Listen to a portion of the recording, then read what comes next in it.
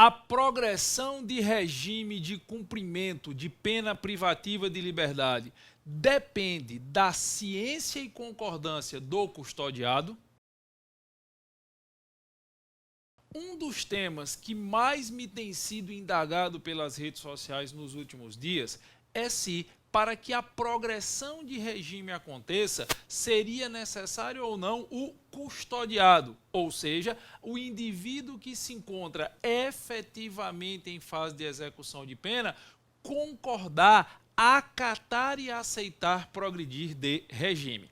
Antes de nós respondermos a essa indagação, eu acho importante antecipadamente relembrarmos quais são os critérios para a progressão de regime no que diz respeito ao cumprimento do lapso temporal de pena. Já antecipando que eu vou partir da premissa que, em todas as situações que eu irei narrar, o custodiado goza de bom comportamento carcerário, goza de bom aproveitamento no que diz respeito à execução de pena.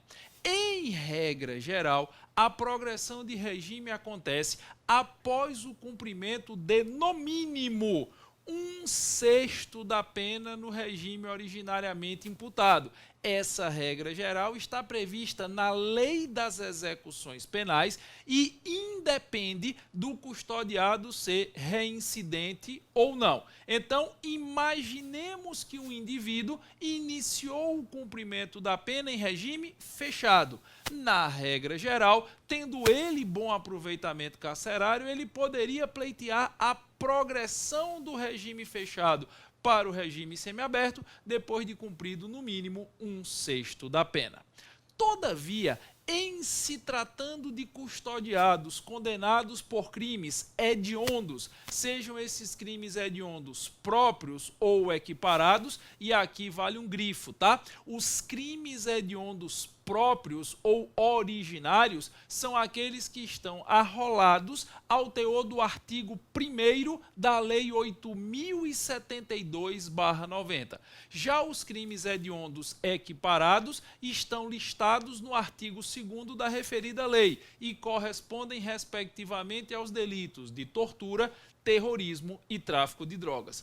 Quando nós estamos tratando da progressão de regime de condenados por crimes hediondos, nós precisamos observar a data da prática da conduta delituosa. Nós precisamos observar a data do crime e aplicarmos a seguinte regra: caso o crime hediondo tenha sido praticado, data do fato, antes da entrada em vigor da Lei 11.464 de 2007, a Lei 11.464, ela entrou em vigor com a sua publicação no Diário Oficial da União no dia 29 de março de 2007. Ela é uma lei modificadora da Lei dos Crimes Hediondos que traz uma regra mais gravosa ao réu e, portanto, regra esta que não pode retroagir.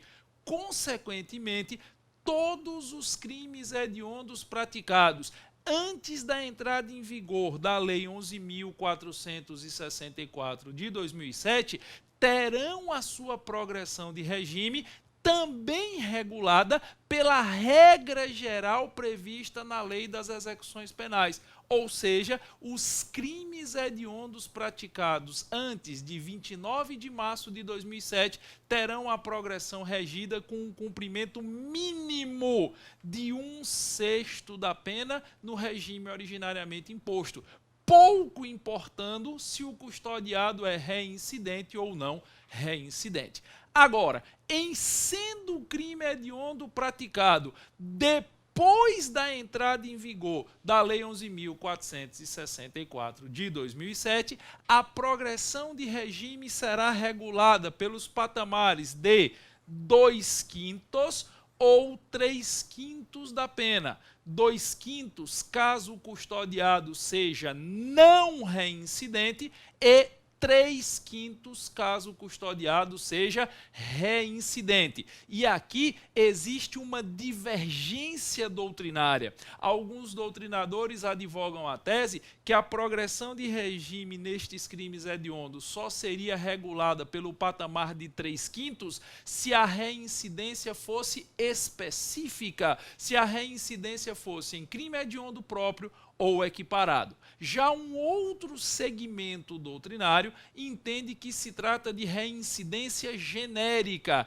que esta reincidência que faz com que a progressão seja regulada em 3/5 é uma reincidência em crime hediondo ou em crime não hediondo. Eu, particularmente, me filio a esta segunda corrente. Eu defendo a ideia de que esta reincidência é genérica.